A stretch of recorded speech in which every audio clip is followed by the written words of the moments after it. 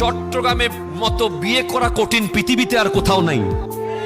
কিল্লাই কঠিন, পোলা যতই কাবিল হোক, কাবিন 25 লাখ, মাইয়া যতই সুন্দর হোক, যতই নেককার হোক, বৈরাতি 5,000। আসে না নাই, কথা কন না। ফার্নিচার আবার সেগুন কাঠের দিছে না মদার গাছের দিছে। কিছু খালা আর ফুফু আছে, আইয়া এইভাবে করে আলগায়া চাপ দিয়া দেখে মট আওয়াজ হচ্ছে কিনা।